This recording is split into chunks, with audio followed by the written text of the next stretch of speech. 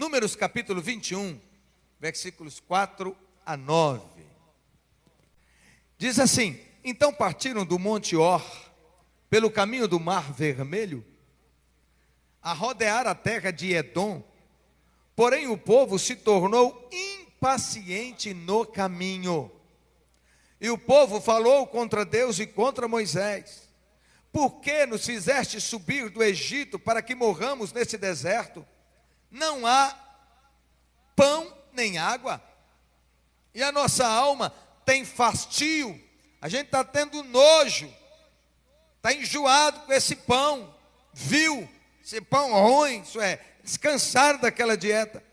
Então o Senhor mandou entre o povo serpentes abrasadoras, que mordiam o povo, e morreram muitos do povo de Israel. Veio o povo a Moisés e disse: nós pecamos, porque nós murmuramos contra Deus, falamos contra Deus, contra o Senhor e contra ti. Ore ao Senhor, para que tire de nós as serpentes.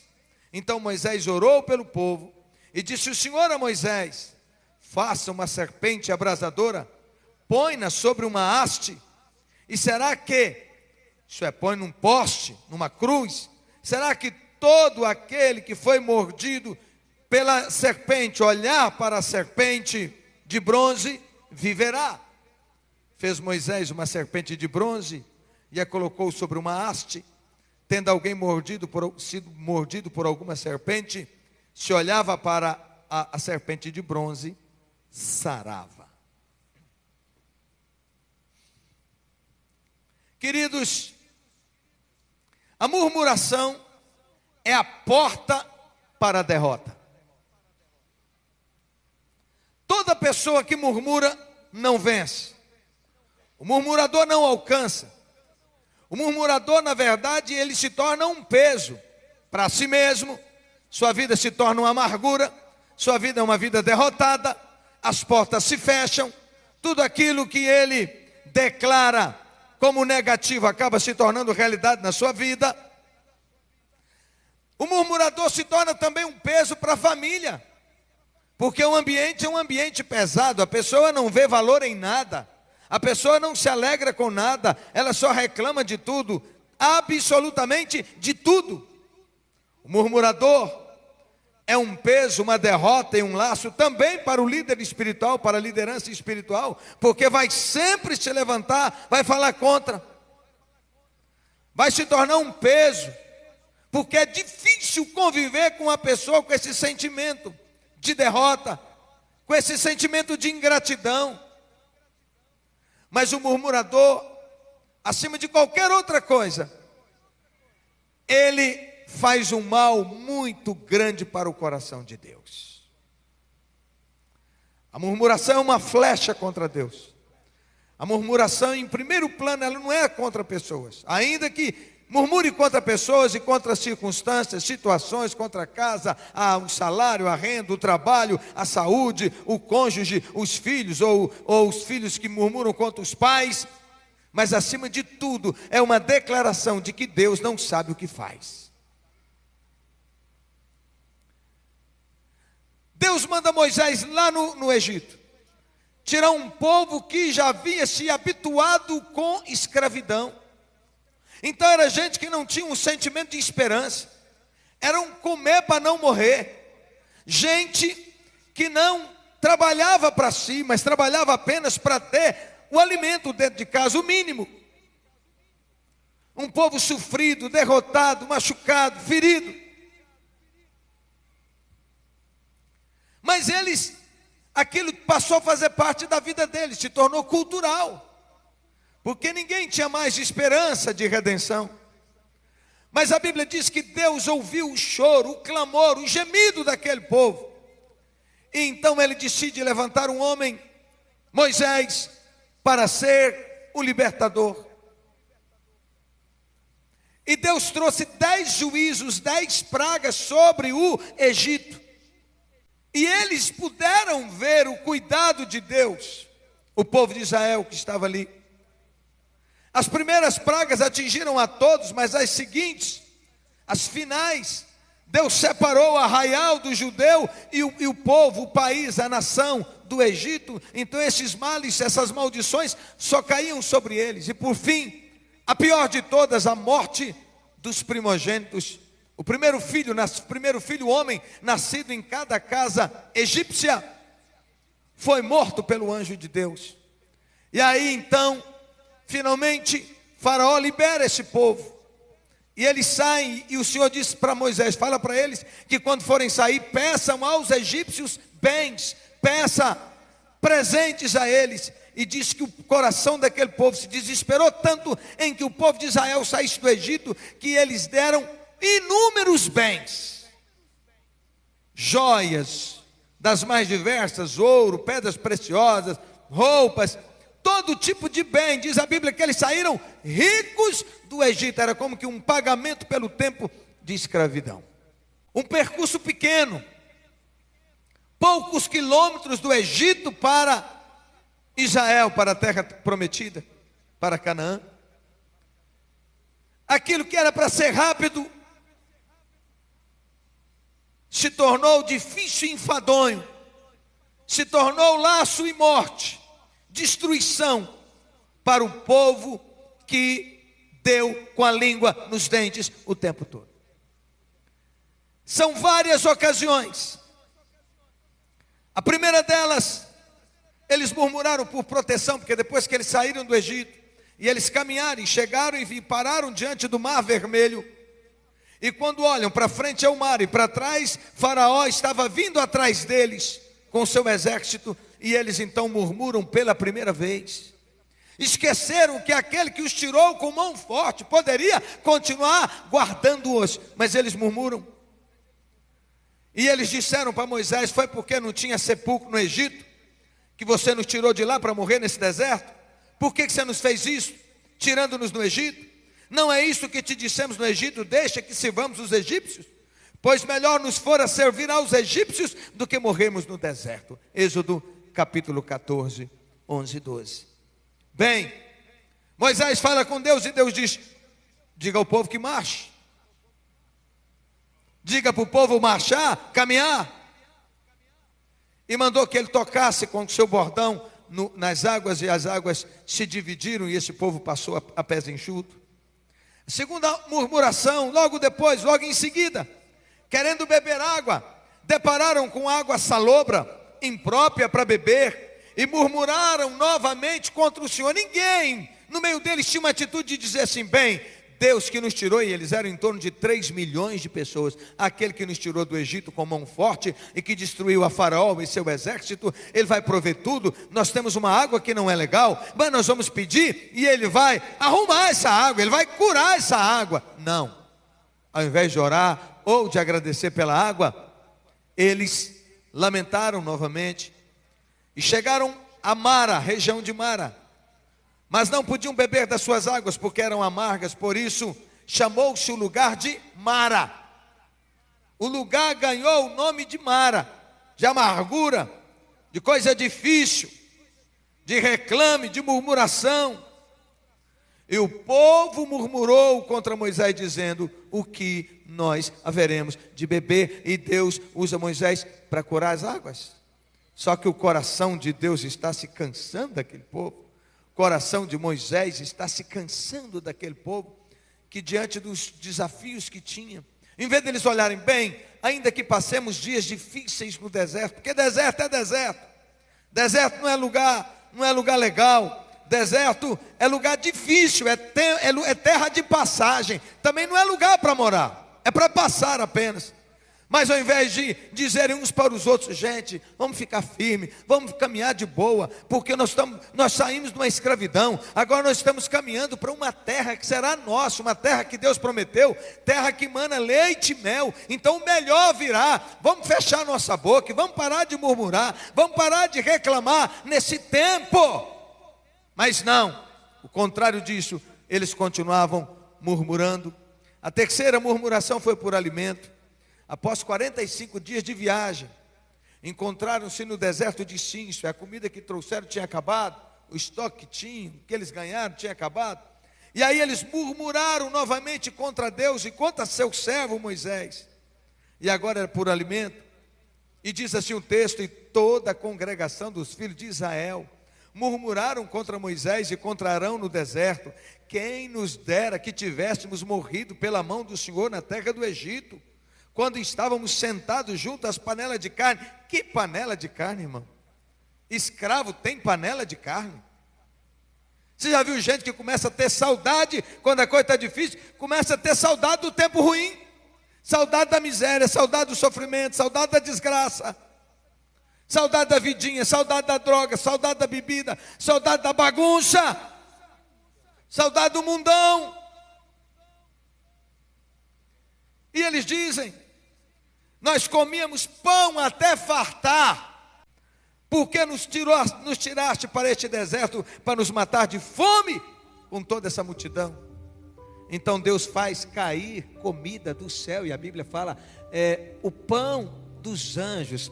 Deus começou a mandar o maná que caía do céu e caía no arraial deles, na frente da casa deles, de boa, era só pegar e preparar o alimento. Por 40 anos Deus fez isso. Vamos lá. Mais uma murmuração, a quarta: por sede, partindo dali, dirigiram-se para a região de Refidim e acamparam-se ali. Porém não havia água para beber, e novamente murmuraram contra Deus e contra Moisés seu servo.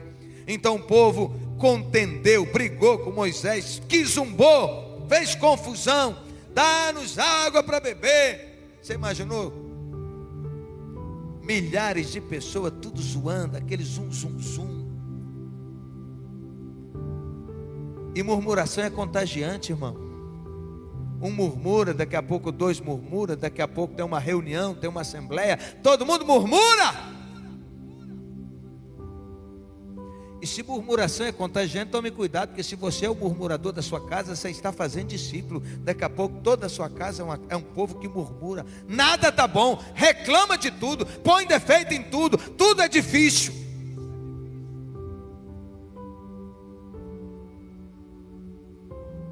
Os filhos são iguais aos pais. Então que você seja bom exemplo em nome de Jesus, como alguém grato, feliz, abençoado, em nome de Jesus, em que os filhos possam aprender com você as boas virtudes. Você pode dar um glória a Deus? E Moisés então diz: por que vocês contendem comigo? Por que vocês arrumam confusão comigo? Por que vocês estão tentando a Deus? Isso é, já não viram até agora a provisão? Não tinha água, Ele fez um milagre na água, não tinha pão, cai todo dia na porta da casa de vocês o alimento. Será que Deus não tem poder para dar água? Não tinha ninguém para dizer assim: vamos levantar uma oração louvando a Deus aqui, vamos levantar um cântico louvando ao Senhor. Não tem água, mas Deus vai mandar água, então vamos agradecer ao céu. Não tinha isso, irmão. O que tinha era murmuração o tempo todo. Mas o povo, tendo sede ali, murmurou contra Moisés, dizendo: por que nos fizeste subir do Egito para nos matar de sede, a nós e nossos filhos e ao nosso gado? Quinta murmuração: agora é troca de liderança. Agora eles já não querem mais o pastor Moisés, já não quer que Moisés os lidere. Tendo Moisés subido ao monte para falar com Deus e passado 40 dias, o povo voltou a murmurar pela quinta vez, agora devido à demora de Moisés. Pensa bem, todo mundo sabia que Deus chamou Moisés para subir lá no alto do monte, para Deus falar com ele. Lá ele passou 40 dias e 40 noites. Eles viram de virar para Arão, irmão de Moisés, e diz assim: esse tal de Moisés não vem aqui mais não, sumiu, a gente não tem notícia dele. Faça um Deus de bezerro aí, faz um bezerro de ouro aí, que nós vamos adorar. É esse que nos tirou do Egito. É brincadeira. Agora eles estão trocando a liderança de Deus, estão trocando a liderança de Moisés. E vendo que Moisés tardava em descer do monte, acercou-se de Arão e disse: levanta-te, faz um Deus que vá diante de nós, porque quanto a este Moisés, o homem que nos tirou da terra do Egito, não sabemos o que aconteceu com ele. Então põe outro no lugar dele. Põe um Deus. E todo mundo meteu a mão, tirou ouro, deu ouro à vontade, e o Arão foi lá e fez um bezerro de ouro para eles. Quinta, sexta, foram influenciados por ímpios, então murmuraram pedindo carne. Mais tarde, o povo tornou-se queixoso, falando o que era mal aos ouvidos do Senhor, e quando o Senhor o ouviu, acendeu-se a sua ira, o fogo do Senhor irrompeu entre eles e devorou as extremidades do arraial. Então o povo clamou a Moisés, e Moisés orou ao Senhor, e o fogo se apagou. Está lá em Números 11, versículos 1 e 2. Ora, o populacho, um grupo de pessoas que não eram judeus, mas que vai naquela que quando está tudo bacana, aparece uma galera que vai junto, mas que não é transformado, que não é liberto, que não é convertido, está ali só querendo as bênçãos, as benesses. O populacho, que saiu lá do Egito junto com eles, viu que o negócio era bom, veio a ter grande desejo, pelo que os filhos de Israel também tornaram a chorar, e disseram: quem vai nos dar carne para comer? Igual bebê, igual criança, eu quero carne. Aí falaram: lembramos-nos dos peixes que comíamos no Egito de graça, dos pepinos, dos melões, dos alhos porós, das cebolas e dos alhos. Tinha nada disso, irmão. Escravo não tem vida boa, não. Escravo tem a ração, tem o mínimo. Está lá em Números 11, 4 a 6. Moisés alega perante Deus que seu fardo é demasiadamente pesado. Agora Moisés não aguenta mais. E Moisés disse: eu não aguento isso mais. Não dá para conviver com esse povo amargo, esse povo reclamão, esse povo murmurador. Eu não aguento. O Senhor levanta outro. Para mim não dá. E ele recebe uma mensagem da parte de Deus para o povo descontente. E ele diz: o Senhor vos dará carne e comereis. Vocês não vão comer um dia, nem 2, nem 5, nem 10, nem 20, mas um mês inteiro, até vos sair pelas narinas. Moisés estava doido, não estava? O bicho estava na carne. Vai sair carne pela narina, até que se vos torne uma coisa nojenta, porquanto rejeitaste ao Senhor que está no meio de vocês, e choraste diante dele, dizendo: porque saímos do Egito. Números 11, 19 e 20 eu li. Sétima murmuração: a liderança de Moisés é contestada pela família. Arão e Miriam contestaram a autoridade de Moisés e disseram: porventura Deus fala somente através de Moisés? Não fala também através de nós? E Deus ouviu. Números 12, 2. E Deus chamou os dois, Miriam e Arão, e disse-lhes: por que, pois, não temeste falar contra o meu servo Moisés? Encrencado porque Moisés tinha casado com uma mulher que não era de entre o povo de Israel. Então não eram eles que queriam tratar com Moisés, era Deus que queria tratar com Moisés, e eles estavam levantando contra a liderança dele, pondo em dúvida a autoridade espiritual dele. Visto que Deus o tinha comissionado para servir, toda afronta era dirigida contra si mesmo. Assim se acendeu a ira do Senhor contra eles, e Deus se retirou. Também a nuvem se retirou de sobre a tenda, e Miriam ficou leprosa. Porque quem tinha articulado tudo foi Miriam. Oitavo, e atrasou a viagem 7 dias. 7 dias ela ficou leprosa. Olha que humilhação. Lá onde, distante do povo, fora do arraial, lá onde só ficava leprosos. Oitava murmuração: gigantes e cidades fortificadas. Quando Moisés ordenou que espias fossem conhecer a terra e trouxessem um relatório da terra, e trouxessem as notícias da terra, e eles chegaram dos 12 príncipes, 12 grandes líderes que Moisés levantou, um chefe de cada tribo, das 12 tribos. E eles chegaram, 10 deles chegaram dizendo: tem gigante na terra, não dá para a gente entrar nessa terra. E diz a Bíblia que eles foram dizendo mais: olha, nós éramos perante eles como gafanhotos, os caras são enormes e nós uns ratinhos.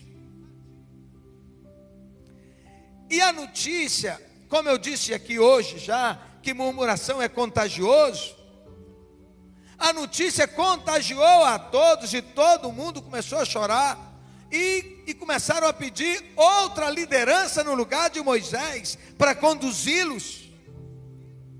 Apenas 2 homens, Josué e Caleb, pulam no meio do povo e dizem: não, a terra é boa, eis o fruto da terra. Levaram um cacho de uva que precisou 2 homens para levar. Trouxeram do fruto da terra para o povo e disseram: a terra tem gigante, sim,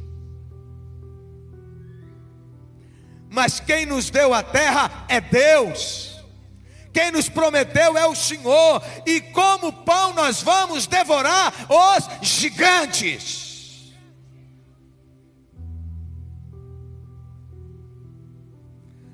Meu irmão, essa é a grande lição para nós.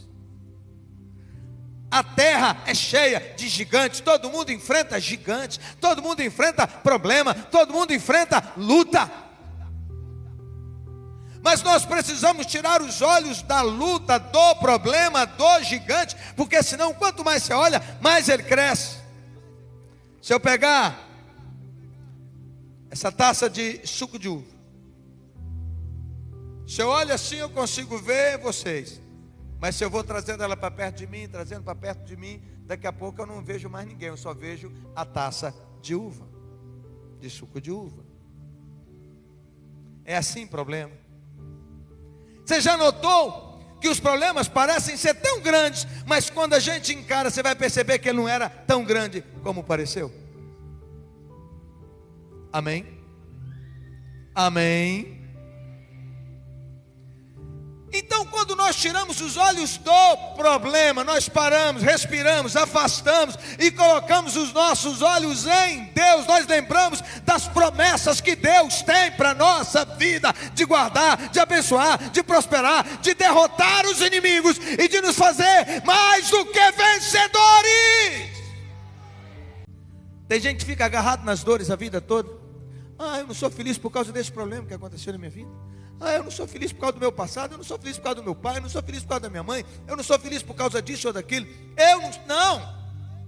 Tira os olhos desse negócio. Tá bom, já chega. Agora vamos assumir a responsabilidade pela nossa felicidade, pela nossa vida e dizer: aconteceu um monte de desgraça na minha vida, mas eu decidi que eu vou largar isso tudo para trás e eu vou caminhar. A palavra diz que nós devemos tirar os olhos das circunstâncias de colocar em Deus, colocar no autor e consumador da nossa fé, esquecendo das coisas que para trás ficam, caminho para o alvo, para alcançar aquilo que Deus já me alcançou em Cristo Jesus. Todas as vezes que você dá um passo de fé, tem problema, mas eu vou vencer. Tem problema sim, é muito difícil, então eu vou para Deus, eu vou me humilhar na presença dEle, e Ele vai me dar vitória, Ele vai abrir a porta, Ele vai me levantar.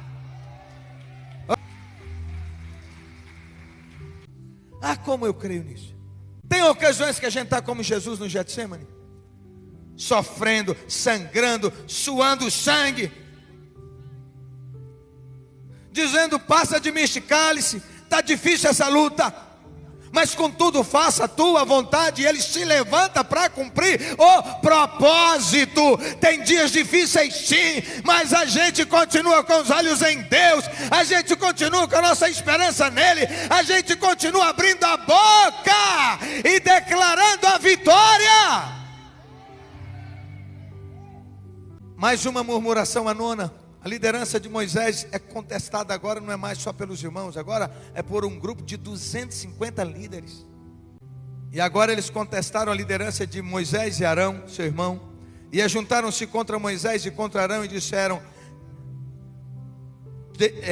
demais é o que arrogais a vós, visto que toda a congregação é santa, todos eles são santos, e o Senhor está no meio deles. Por que, pois, vocês se elevam sobre a assembleia? Por que vocês querem ter autoridade sobre a assembleia? Desta forma provocaram um grande descontentamento entre o povo e irritaram novamente a Deus. E Deus simplesmente faz a terra abrir a boca, um terremoto, e aqueles homens descem, eles, suas famílias, todos aqueles. Aí, ao invés do povo aprender a lição, não, a 10ª, todo o povo é contagiado pela rebelião. Descontentes pelo morticínio havia por causa que tinha acontecido no dia anterior, e diz assim, Números 16:41, mas no dia seguinte toda a congregação dos filhos de Israel murmuraram contra Moisés e Arão, dizendo: vocês mataram o povo do Senhor. Observemos a naturalidade com que eles atribuem culpa aos outros, ou no caso a Moisés e Arão, pelos seus próprios erros. Mas Deus não ficou indiferente à rebelião. Rebelião é um ataque direto a Deus, a soberania do Senhor, a grandeza do Senhor. E naquele dia Deus matou 14.700 pessoas. Escrevendo aos Coríntios, o apóstolo Paulo fala que essas coisas que estão registradas na Bíblia, que aconteceram ao povo de Israel, são recados, avisos para nós, para que a gente não incorra nos mesmos laços, nos mesmos erros. Seja sincero e me diga: você já viu algum murmurador feliz? Alguém já viu? Você já viu um murmurador bem sucedido? Sabe por quê? Porque a nossa boca tem poder. O Senhor dotou a nossa língua de poder, de bênção e de maldição. Todo aquele que a sua boca só abre para murmurar, para reclamar, para falar mal, é isso que ele vai colher o tempo todo. E o pior, vai sempre procurar alguém para fazer discípulo, vai sempre procurar outras pessoas, porque isso é contagiante. Qual é a palavra? Fique longe de gente assim, se você quiser ser feliz e bem sucedido na vida. Aqui, em pelo menos 3 ocasiões, foram ataques diretos. Aliás, em todas elas, eles estavam questionando a liderança de Moisés e consequentemente a Deus. Quando o discípulo fere a integridade do líder, as portas dos céus se fecham sobre a sua vida. É por isso que há tantas pessoas maravilhosas, inteligentes, mas que estão paralisadas, estagnadas, tudo por causa do pecado, da desonra. Elas estão com os céus fechados sobre elas, e é preciso descobrir a forma de abri-los. Porque uma regência espiritual do mal, um espírito maligno, ganhou o direito de agir e paralisar a vida daquelas pessoas. A palavra é: cuidado com a sua linguagem. O pecado contra Deus e contra o líder fecha os céus da oportunidade, e serpentes abrasadoras são enviadas. O texto que lemos inicialmente diz que Deus mandou serpentes, que matou inúmeros deles. O apóstolo Tiago diz que feliz o homem que sabe guardar a língua, colocando freios, ou seja, sabendo se expressar corretamente. Esse homem livra a sua alma da angústia. Tiago capítulo 3. Provérbios capítulo 21, versículo 23, a palavra diz: o que guarda a sua boca e a sua língua, guarda a sua alma das angústias. Olha para quem está do seu lado e pergunta: você é conversador? Você fica conversando, falando mal dos outros, malhando, fofocando, criticando? Você malha aqueles que Deus colocou sobre você? Seus pais, seus líderes espirituais? Diga para a pessoa: arrependa-se. Toda angústia que você passa depende da sua boca. Toda angústia. Isso é, se vai passar logo ou se vai demorar. Porque aquele povo era para fazer esse percurso em pouco tempo. Eles levaram 40 anos andando em círculo. Será que você não está andando em círculo na sua vida? Sempre murmurando. A nossa boca define o tamanho do deserto que a gente passa. Tem gente que enfrenta um câncer e diz: eu vou morrer. Vai mesmo. Mas tem gente que enfrenta um câncer e diz: primeiro tem aquela primeira semana, 1 a 2 de sofrimento, de dor, aquela coisa, mas depois ele se firma e diz assim: eu vou vencer, eu vou enfrentar esse adversário. Deus vai me abençoar, Deus vai me ajudar, eu vou vencer, eu vou vencer, eu vou vencer, e vence. Nem o câncer pode matar uma pessoa que decidiu que ela quer viver. O que é o câncer? O câncer é uma anomalia, é uma célula morta que vai multiplicando e que vai crescendo. Então, quando a pessoa começa a murmurar, quando ela começa a dizer, ela começa a temer a morte, ela começa a temer a enfermidade, a imunidade vai abaixando. Se a imunidade abaixa, as células mortas, que é o câncer, elas se multiplicam, elas vão engolir as outras. Diga: o deserto é do tamanho da boca. A boca é a construção de tudo. Ela constrói angústias ou vitórias. O que está acontecendo com muita gente é que não sabe guardar a boca.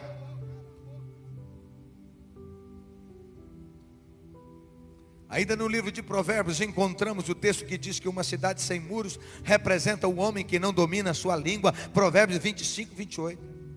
Pessoas que não dominam o que falam facilmente são invadidas e podem morrer, porque não tem freio, não tem muro.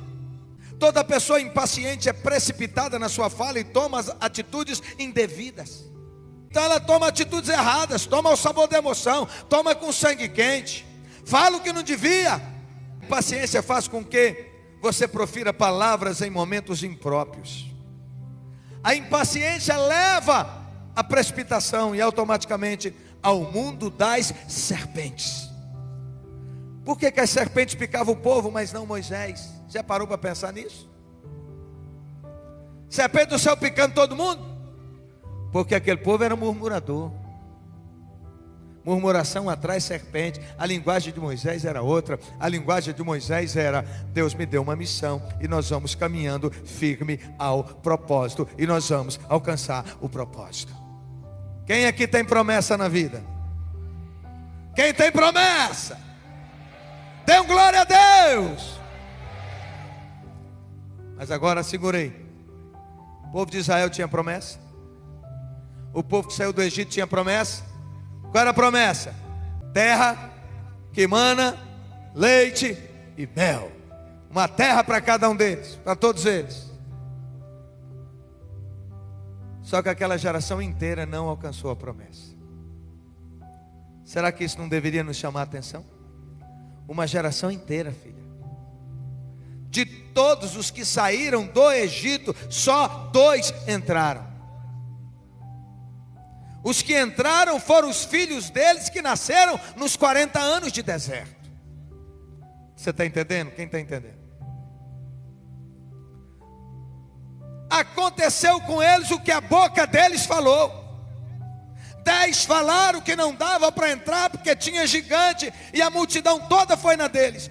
2 falaram: não, tem gigante sim, tem problema sim, mas Deus prometeu a terra, Ele é conosco, o poder de Deus está sobre nós, e Ele vai nos levar, Ele vai nos dar a vitória, e nós vamos derrotar os inimigos. Só os 2 que entraram, Josué e Caleb. Eu não sei se você está conseguindo entender, porque você precisa trazer isso para a sua vida, para a porta dos seus lábios, para aquilo que sai. Vigia os seus lábios. O que é que seus lábios declaram? O que é que a sua boca proclama? São sentenças de morte ou sentença de vida? Aqueles que não murmuram e não são impacientes, evitam serpentes na sua vida, e serpente é símbolo de Satanás. Vamos lá. Um marido, por exemplo, que diz que a esposa é fria, que não a ama mais, está assinando carta de divórcio, se não houver uma separação imediata, mas lá no coração já se divorciaram. Mulher esquece o que fala, mas mulher lembra o que ouve. Tudo que você falar, elas lembram. Passa 5 anos, 10 anos, 20 anos, 30 anos, 40 anos, 50 anos, ela lembra. Ela pode esquecer o que falou, mas o que ela ouviu, ela guarda.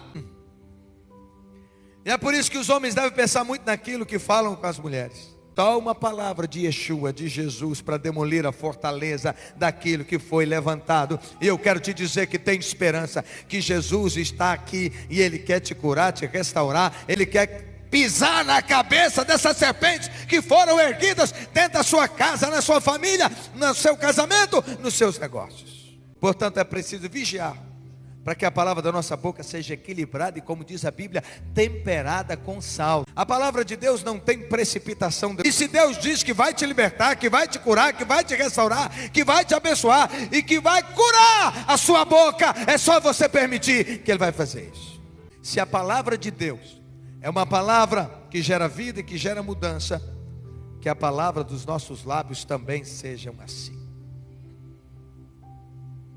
Tem uma história, Thomas Edison, menino difícil de aprendizado, a professora cansou dele e mandou um bilhete, uma cartinha para a mãe.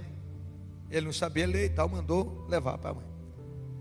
E na cartinha dizia que o menino era burro, que o menino não conseguia aprender, que ele era difícil e tal, e pau no moleque. E que era para a mãe arrumar uma outra escola, um outro lugar, ou ela mesma ensinar, porque na escola ele não conseguia aprender. Só para lembrar, quem foi Thomas Edison? O gênio, inventor da lâmpada, acho que também do telégrafo, não é isso? Que mais? Tem um bocado de coisa. Bem, ele vira para a mãe e pergunta: mãe, o que a professora falou? Aí a mãe disse assim: a professora falou que você é o mais inteligente da turma. A professora falou que ela e nem a escola tem capacidade de te ensinar, porque você é muito inteligente. Por isso ela falou para eu te ensinar. Você entendeu o que saiu da boca da mãe? Pegou aí? Vai falando que seu filho é burro, vai. Vai falando que ele é doente. E um tal hoje em dia de falar que o menino é doente? Hoje vai lá e faz um exame. O menino tem um pouquinho de autismo. Meu menino é doente. Menino, você é doente. Você é doente. Aí o que faz agora? Não educa mais. A gente fica tratando o filho como doente. Concluí a história do Thomas Edison. Não foi tratado como um idiota, como um burro. A mãe não falou isso para ele. Não deu o relatório diagnóstico da professora. Investiu nele. Moral da história: o moleque era tão inteligente que de fato não dava para aprender junto com os outros.